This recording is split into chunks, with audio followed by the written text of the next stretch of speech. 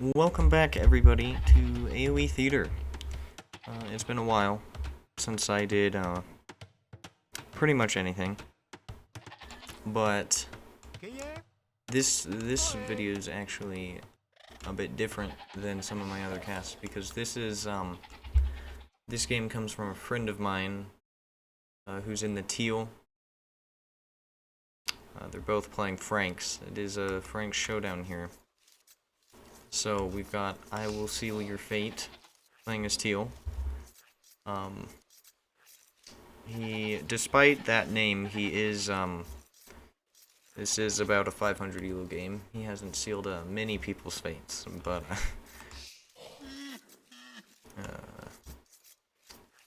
hopefully in this video I can kind of point out some of the things that he could work on. And then I'm not actually sure how to say Red's name here, so I'm just gonna call him Red. Don't want to mess it up. I do have a slight bit of a cold, so I apologize if you ever hear me coughing. And also, we're not gonna have small trees on because, I mean, I don't think I usually do, but just to clarify, I would have to put all my other mods on, and they kind of look ugly when it comes to casting, so. And we're just gonna have these nice, beautiful, dead trees. So, here, teal is gone. Teal's following, like, you know, a standard build order, and red's actually lured a boar already. It's pretty impressive for 470 elo. I'm just gonna find that goat. I guess Red found the other one before finding that one, so that's why there's only one over there. Now, since it is such a low elo game, it's not as much of a necessity to point this out, but teal's got a back gold here, so that could be easily defendable. There's honestly, he doesn't have any hills around him. Neither does red, other than this one here, and this one here. So their golds are kind of on a hill, but other than that, completely flat land. As teal actually lures his boar, or rhino, I guess. So if the players do place additional town centers, it should be easy to find out where to put them. No fuss over over any hills. There is a bit of a jam here on the wood line. Typically you want to keep an even amount of villagers on either side of the wood line, so either side of the lumber camp, I mean, so this doesn't happen. And then we've got teal's been housed. Yeah, that is a problem of his. Gotta learn to look at the villager count more closely.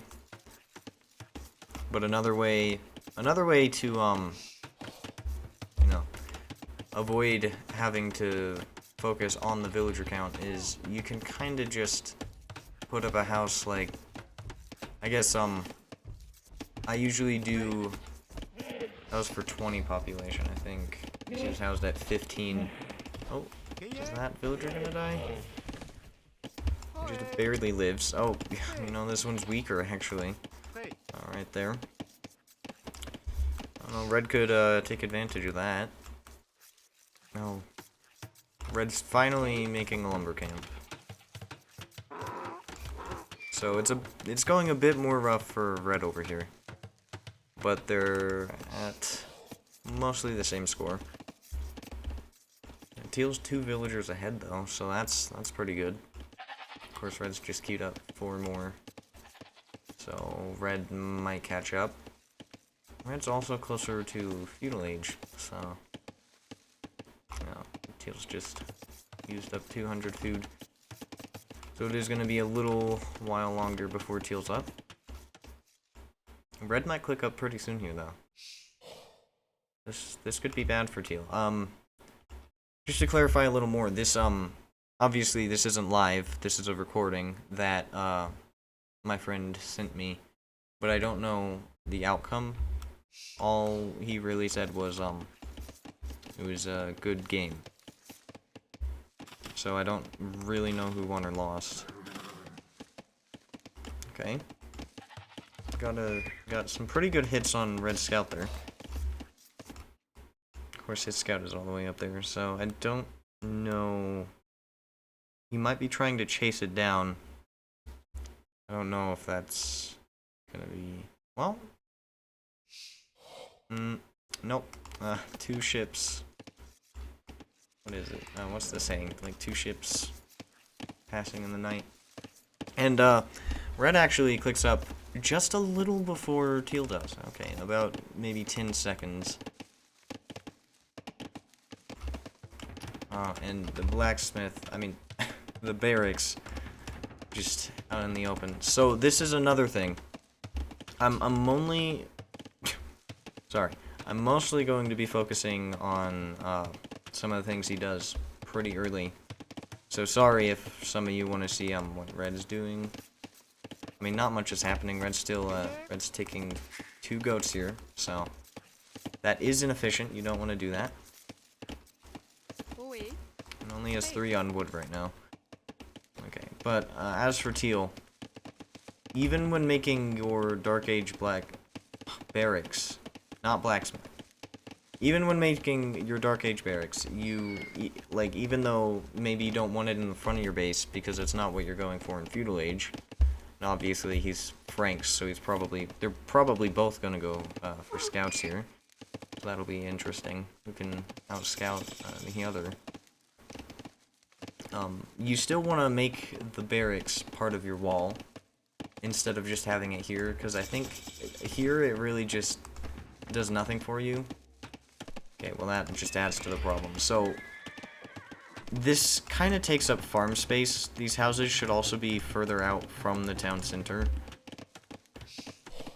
And then this stable, you want it up front and also part of your wall.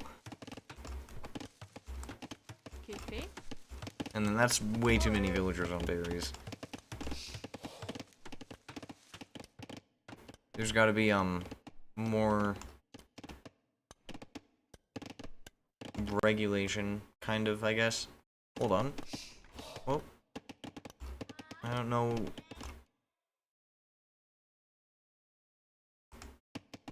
I don't know what happened there. Okay, it's mostly fixed itself. And that's a lot of farms. So, this isn't the most efficient way you want to be doing things. I mean, look at this. You would ideally want to fit all of these villagers mostly around the town center. And maybe, like, the last few would go near the mill. But you want to have them... It's honestly, like a perfect example of T90 farms. Very, very messy. At least he's got the farms. Oh, he did get horse collar and double bit axe. See, Red's only got horse collar. And Red doesn't have a single military building yet. That's interesting.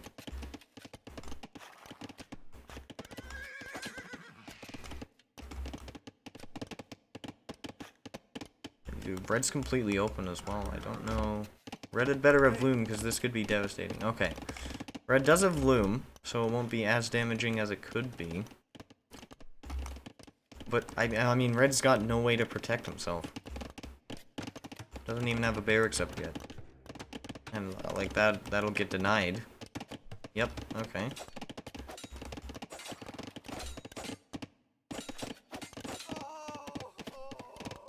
I feel like this game would end, like, right here, realistically. I mean, even though Teal isn't walled up at all, Red can't do any damage, because Red didn't make a single military building. And now Teal's just kind of camping over here. Okay, it looks like Red's actually gonna small wall. But if Teal gets up there quickly enough, that he can still do damage. Okay, well. Oh, Teal also did, chase down Red's scout. What is that? Oh, jeez, I'm never used to the sensitivity. Yeah, I thought so. I was like, you know, the tail looks a little bushier than I thought. But that was the lion's mane. Okay, so this scout is reunited with his friends. And Red gets the barracks up back there. Okay. So, Teal did force Red to move the barracks, which is... I mean... I guess it's not like game-changing, but like... It can't be pleasant as Red. But Red does have a spearman out, and Teal's not really... Teal must be looking back at his eco, because... Oh, God. There go all the scouts.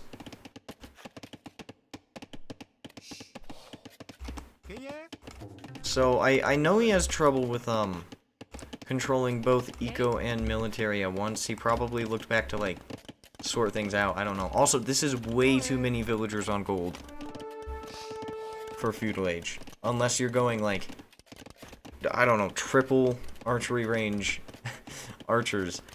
You should never have this many villagers on gold in feudal age for any standard strategy. The scouts are all cleared up.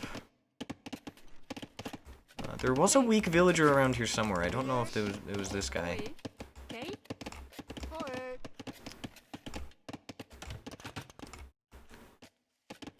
No, Red still hasn't deleted that. Okay, Teal's got a mill market going up. Messing up all my words. But, you know. That's usually what happens. Teal does have more villagers. And Teal's just clicked up. Okay. So as I was saying, I know that Teal struggles with focusing on both aspects of the game, military and economy, at the same time.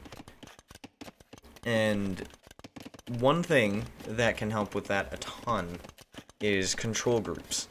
Now, you can't really do it on Capture Age. I mean, I guess I've never tried.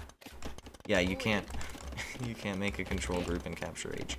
But in the base game, you can basically just select the units you want in a certain group, and then press Shift and one of the number keys at the same time, and it'll add all those units to a group where you just have to press the same number key you used, because they're in like group 1, 2, 3, you know, whatever you pressed.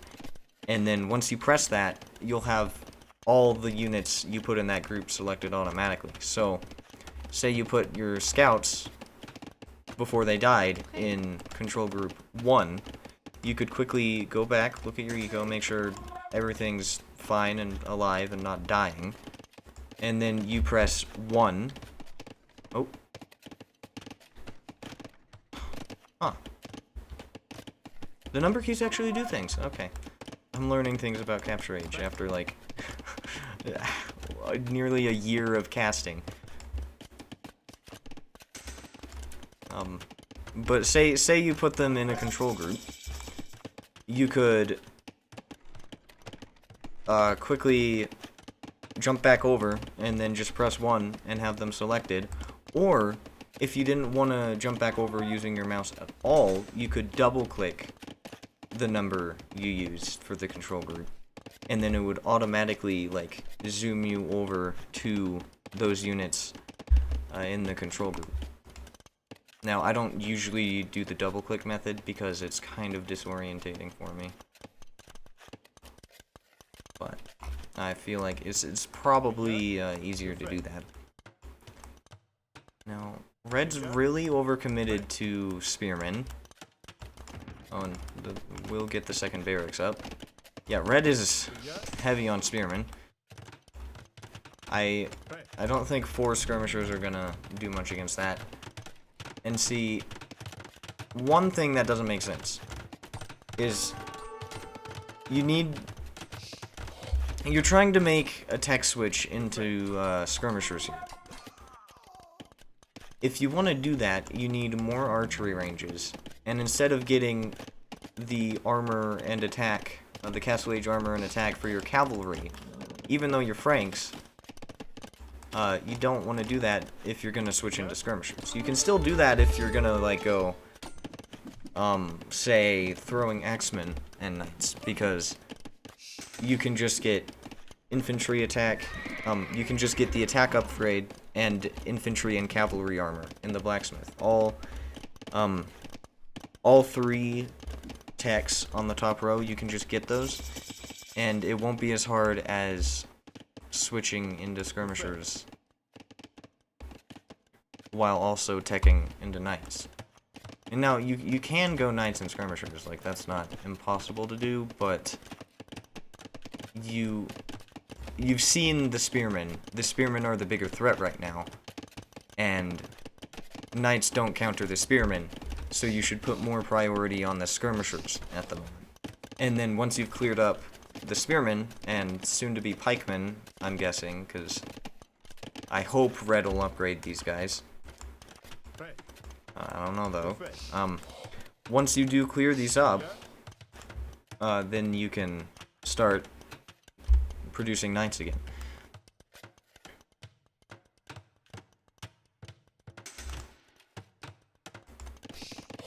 And then ideally, you'll end up with like a balance of both units, and if they try and throw cavalry at your skirmishers, you can use your own stronger cavalry, even though Red is also Franks, so in this scenario it would be equal cavalry. Unless you had higher numbers, of course. And if they try and counter your knights, they're Franks, so they don't get camels, which means the only option they can go for are monks or pikemen. And both are pretty easily countered by skirmishers, because although monks, their conversion is ranged, you can kind of just, like, run in with your skirmishers and snipe monks, because I feel like it's worth it to lose a few skirmishers to snipe a monk, since each monk is 100 gold. Very expensive, you know, when you compare it to a skirmisher.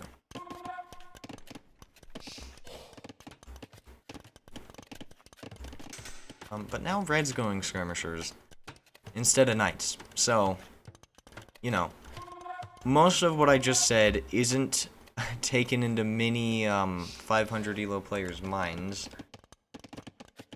because, I mean, it's hard. It's a hard game.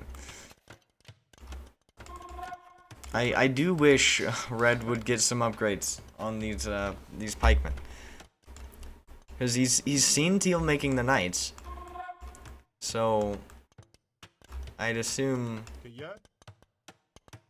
I'd assume he can see that there's a pikeman upgrade in the barracks. Okay, Teal's gonna place a castle. Kind of an odd castle. I mean, I would not... I don't like this castle. Okay, Teal, I mean, Red is finally getting spearmen, but let me explain why I don't like this castle. It's not really protecting anything. I mean, it's kind of got this stone, but, like, if you really wanted to protect the stone, you could kind of put it here or here, and then it would protect either one of these golds as well. And if you really want to place it forward, if that's your goal, then you should really try and, like, actually put pressure on the enemy's economy with it. Like, put it on their wood line, which, is actually pretty much depleted, so it would probably be more worth it to put it on their gold here. Or, honestly, even their production buildings, because that would kind of put pressure on them. But you really want to get it on a resource or even a town center. That also works. Because eventually that town center will go down, because it's just a waste of resources to repair a town center over and over again. And then that's one less town center to produce villagers. Actually, Red's caught up in villager numbers, which isn't great, because earlier Teal did have like a 10 villager lead. But they're pretty even on villagers at the moment. Looks like Teal's gonna start a wood line there. Like to see. This is kind of what I mean. I mean, I don't know if I ever forget I said that. I don't know what I'm talking about, but like,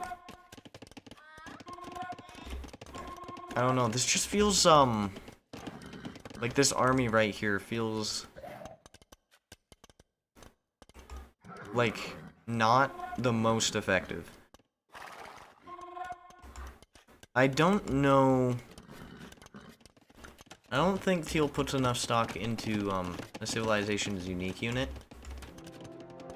If you are watching this, you should Teal, you should really, and I guess everybody, if you don't know anything about the unique unit of a Civ you're playing, try and find out, because you know it could save you in a pinch, honestly.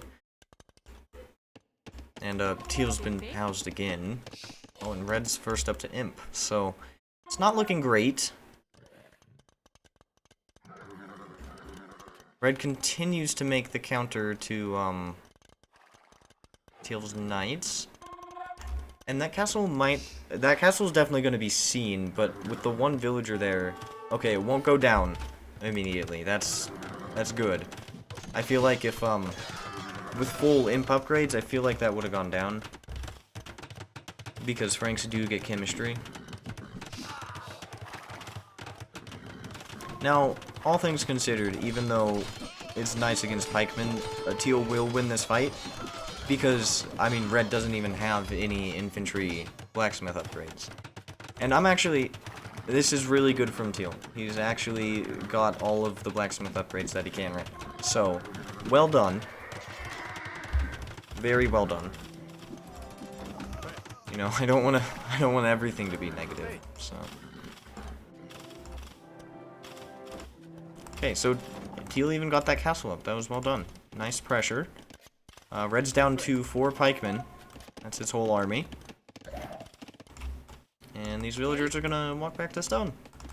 Oh, and continuing to produce more army in the back. Nice. And more production. Okay. Now, it's crazy because these are... it's like, it's weird seeing him doing these things because these are things I've been telling him to do a lot. And it's... he's learning. I don't know. Now, there are a lot of idle villagers here, which he noticed. Okay. Maybe he's listening to me right now. I don't know. It was like perfect timing. Now, just to be a little nitpicky here, one important thing is to set the gather point of your production buildings to where you're applying the pressure. So if you've got a forward castle, set the gather point of your buildings to here so you don't have to always, you know, bring them over, like, right there. And also, going back to the control groups I mentioned earlier, setting your different groups of, like, unit types, so, like, these knights in control group 1 and these skirmishers in control group 2, that would be a much easier way to just let your knights move around quicker, because if you group them all together with the skirmishers, they're going to be slowed down by the skirmishers. And is he... okay, he's going to repair the castle. Not exactly necessary, but at least they're there because now the Treb is out. But, wait, but the Treb's in the castle range. Oh, this is bad. Not only does... oh, now we're just trying to switch into archers? Against knights and skirmishers. Oh, God. Red. Oh, my goodness. This is going poorly.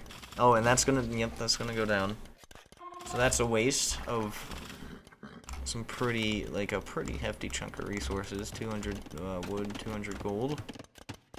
More houses here in the back. Okay. Making sure he doesn't get housed. That's good. Actually, he might have been housed. That might be the house that put him from 120 to 125. But even with just 4 villagers here repairing, this castle, you can see Teal's castle has way more health than Red's now. Oh, but Red is going to start repairing with more villagers than Teal has.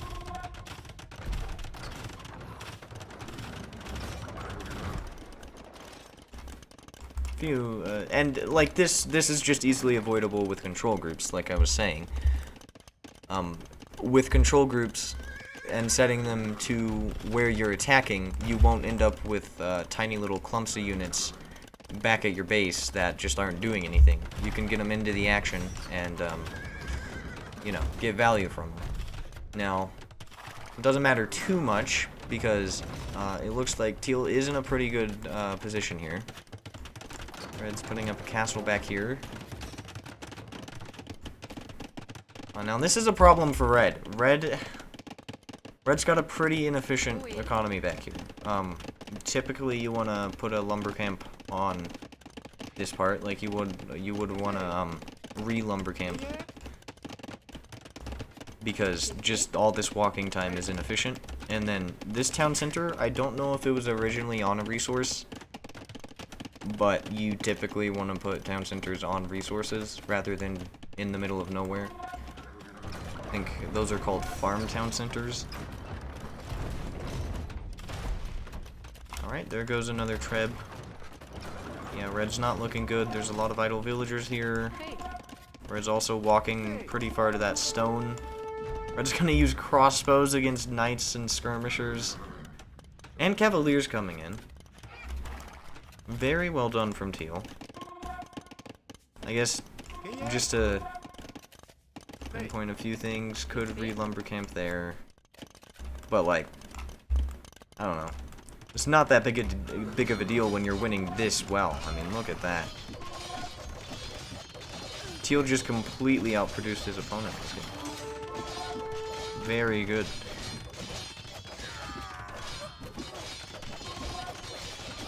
Now, Teal could have denied this castle, but, I don't know. That's just a level of awareness that I don't think anybody at 500 is going to have. It's learned with time, really. It's like, oh, wait, I see a foundation there. I have a huge army. I can kill all the villagers there. Oh, and now Red's also gonna try making throwing axemen.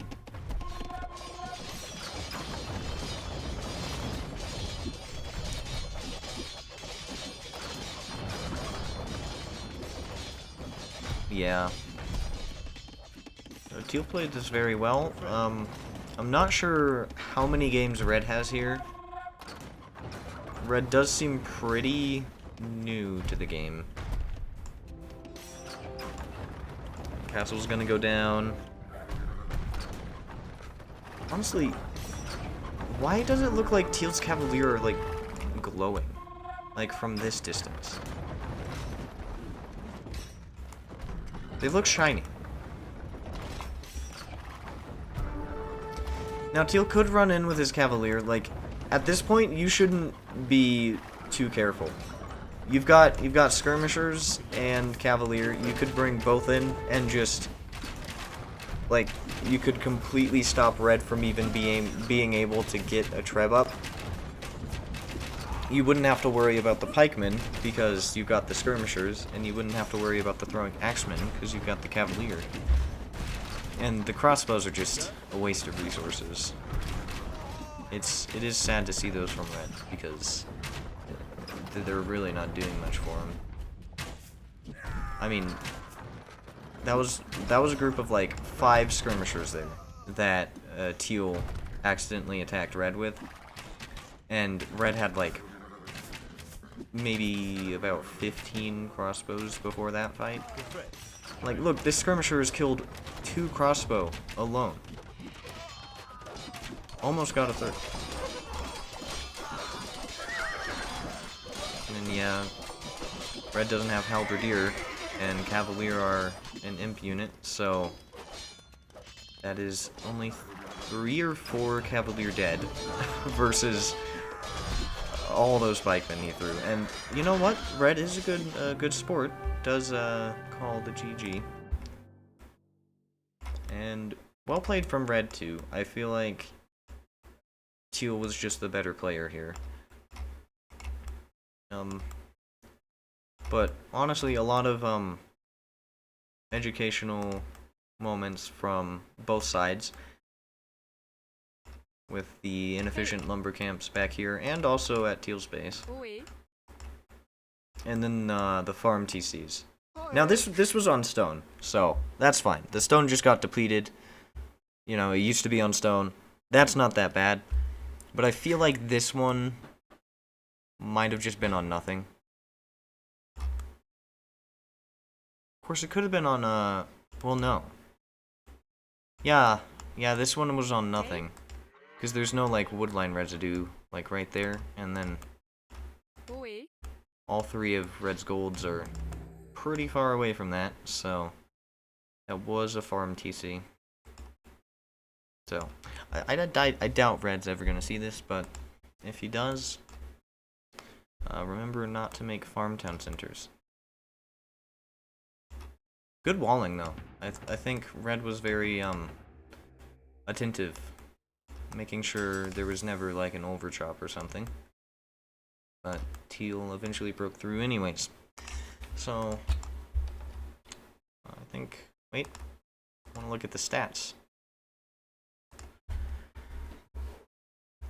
Alright. Oh, yeah, another thing here. I almost forgot. That is simply because red had more town centers. If we look here, actually, red also did a better job of producing villagers.